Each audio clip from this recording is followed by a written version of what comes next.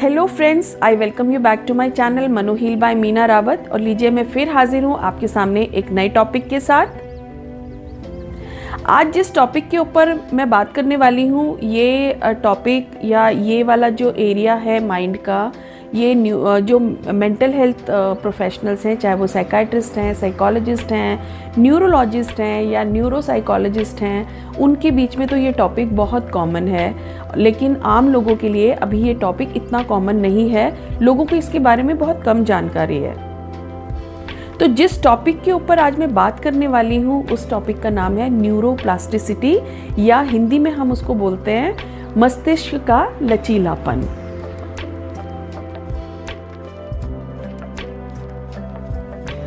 अब मस्तिष्क का लचीलापन क्या होता है? मस्तिष्क का लचीलापन ये होता है कि हम अपने माइंड को नई चीज़ें सीखने के लिए और नई स्किल को लर्न करने के लिए, या अपने जो बॉडी के पार्ट्स हैं उनको मूव करने के लिए अपने माइंड को, अपने न्यूरॉन्स को ट्रेन कर सकते हैं। न्यूरॉन्स को ट्रेन करने का क्या मतलब होता है? जैसे आपने एक कॉमन सी कहावत है, आपने सुना होगा, आइंस्टाइन बहुत इंटेलिजेंट था। दुनिया में माना जाता है, मतलब एक कहावत है, अब कितना सही है कितना गलत है ये तो रिसर्च के बाद ही पता चलेगा, कि आइंस्टाइन जो था वो दुनिया का सबसे इंटेलिजेंट व्यक्ति था। लेकिन उस इंटेलिजेंट व्यक्ति ने भी अपने दिमाग का सिर्फ 10% यूज़ किया था।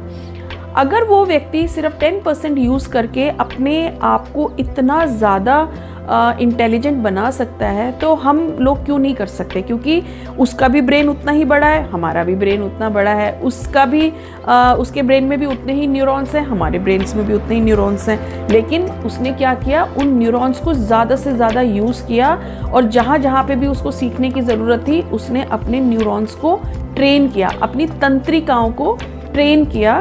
क्योंकि जब भी हम अपने माइंड का इस्तेमाल करते हैं, तो हमारे माइंड में इतने न्यूरॉन्स होते हैं कि अगर एक फैकल्टी हमारे ब्रेन की डेड हो जाए, तो हम दूसरी फैकल्टी से हम दूसरे न्यूरॉन्स को ट्रेन करके अपने उस काम को करवा सकते हैं जो हम करना चाहते हैं। तो अब मैं यहाँ पे आपको एक एग्जाम्पल के तौर पे बताऊंगी। जैसे कई बार क्या होता है, एक्सीडेंट होता है किसी का, और डॉक्टर ये बोल देते हैं कि नहीं, अब तो ये चल नहीं पाएंगे, क्योंकि इनके जो ब्रेन में ये वाली फैकल्टी अफेक्ट हो गई है, और जो आपके चलने फिरने के लिए या फिर आपके हैंड मूवमेंट के लिए रिस्पॉन्सिबल है। काफ़ी लोगों ने ये एक्सपीरियंस किया है कि इतना सब कुछ होने के बाद भी अपनी इच्छा शक्ति से उन्होंने अपनी पूरी स्ट्रेंथ पा ली। अब वो कैसे हुआ? डॉक्टर्स ने तो जवाब दे दिया था। डॉक्टर्स ने तो ये बोला था कि आपकी वो फैकल्टी डिसेबल हो गई है, और वो फैकल्टी के जो न्यूरॉन्स हैं वो डेड हो गए हैं, और अब आप जो न्यूरॉन्स इस तरह के फंक्शन के लिए रिस्पॉन्सिबल थे, अब वो फंक्शन आपकी बॉडी नहीं कर पाएगी। लेकिन लोगों ने उसको प्रूव किया है कि नहीं, वो कर सकते हैं। अब ये हुआ कैसे? ये पॉसिबल है सिर्फ न्यूरोप्लास्टिसिटी की वजह से, मस्तिष्क के लचीलेपन की वजह से। अब मैं आपको इसको एक बहुत ही सिंपल एग्जांपल्स के तौर पे समझाती हूँ।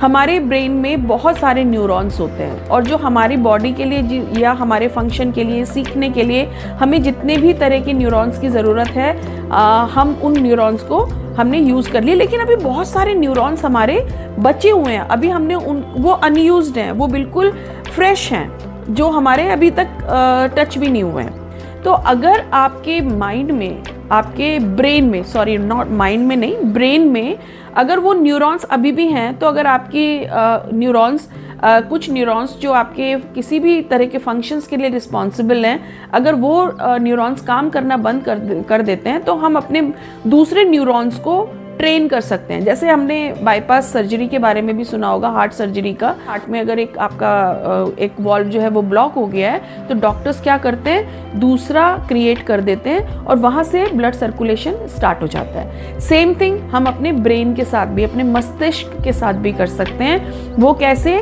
कि अगर आपके कुछ जो सेल्स हैं वो डेड हो गए हैं, तो अभी तो आपके ब्रेन में इतने सारे सेल्स हैं, आप ट्रेनिंग से, अपने एफर्ट से उन जो न्यूरॉन्स हैं उनको स्टिमुलेट कर सकते हैं और उस न्यूरॉन्स को यूज़ करके हम उन कामों को कर सकते हैं। अब जैसे हमारी बॉडी में जो न्यूरॉन्स, जो हमारे ब्रेन में कुछ न्यूरॉन्स हैं वो अगर डेड हो भी चुके हैं तो कोई बात नहीं, वो डेड रहेंगे, क्योंकि अभी तो आपके पास और बहुत सारे न्यूरॉन्स, आप कह सकते हो कि वो आपका बैंक बैलेंस है। जब भी आप किसी भी क्राइसिस में पड़ते हैं तो जो आपका बैंक बैलेंस होता है वो आपको हेल्प करता है। सेम वे हमारे न्यूरॉन्स भी होते हैं, अगर वो डेड हो गए तो कोई बात नहीं, वो तो चले गए, लेकिन अभी हमारे पास इतने सारे न्यूरॉन्स और हैं। अगर हम अपने उन न्यूरॉन्स को स्टिमुलेट करें, ट्रेनिंग करें, स्टिमुलेट का मतलब अपने आप को ट्रेन करें उन्हें यूज़ करने के लिए, तो जो हमारे वो फंक्शंस हैं हम उनको दोबारा से अचीव कर सकते हैं। जैसे अगर आपके हाथ का मूवमेंट अफेक्ट हो गया है या लेग का मूवमेंट अफेक्ट हो गया है या आप किसी और बॉडी का पार्ट आपका काम नहीं कर रहा है, तो आप उन न्यूरॉन्स को यूज़ कर सकते हैं, उनको ट्रेन कर सकते हैं। अब ये न्यूरॉन्स किस किस काम आते हैं? न्यूरॉन्स काम आते हैं आपके बॉडी को मूवमेंट देने के लिए और आपको नई चीज़ सीखने के लिए। अब जैसे कई लोग होते हैं वो ये कहते हैं अब तो हमारी एज इतनी हो गई है, अब हम कहाँ सीख सकते हैं, जबकि उनका ये सोचना बिल्कुल गलत है। वो इसलिए गलत है क्योंकि आपके पास अभी बहुत सारे न्यूरॉन्स हैं, आपकी जो ट्रेनिंग है आपके न्यूरॉन्स की वो तो काम कर ही रही है, उसके अलावा आप नए न्यूरॉन्स को ट्रेन करके, स्टिमुलेट करके वो स्किल या वो नई लर्निंग कर सकते हैं। तो आप ये कभी मत सोचिए किसी भी एज में कि अब आप कहाँ कर पाएंगे।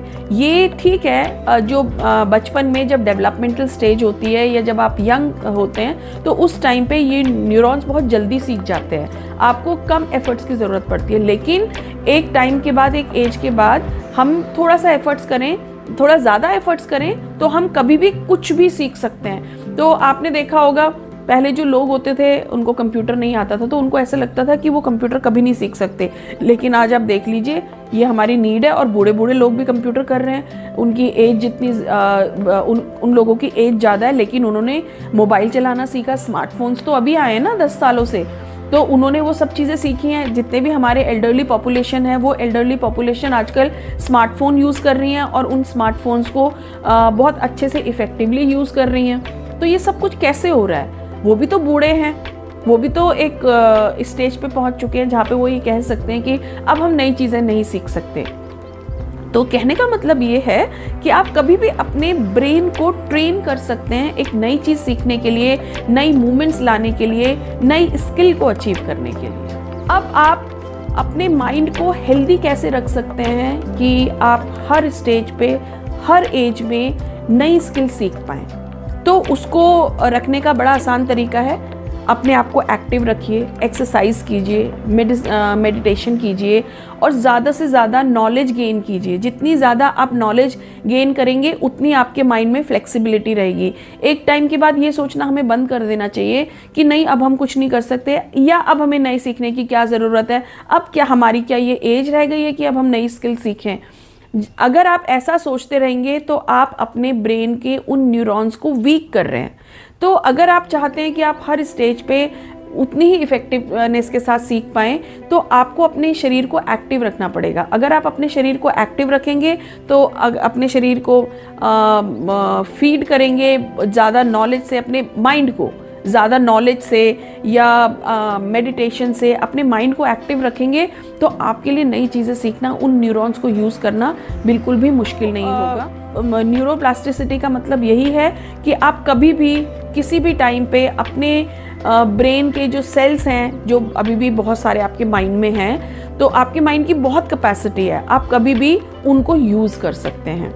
और यूज़ करने के लिए उन्हें हेल्दी रखना भी ज़रूरी है। अब उनको हेल्दी कैसे रखेंगे? जैसे मैंने आपको बताया, मेडिटेशन कीजिए, नई नॉलेज एक्वायर कीजिए, एक्सरसाइज कीजिए और अपने अंदर एक एटीट्यूड रखिए कि नहीं मैं ये कर सकता हूँ, और बार बार अपने ब्रेन को बोलना व्हाई नॉट, मैं कर सकता हूँ। तो जब आप अपने ब्रेन को इस तरह के मैसेजेस देंगे तो न्यूरॉन्स आपके स्टिमुलेट होंगे और आप किसी भी स्टेज पे कुछ भी सीख सकते हैं। और आपके ब्रेन में इतने न्यूरॉन्स हैं कि आप कितना भी सीखना चाहें, आपकी ज़िंदगी कम पड़ जाएगी लेकिन आपके न्यूरॉन्स की जो कैपेसिटी है वो कम नहीं पड़ेगी सीखने के लिए।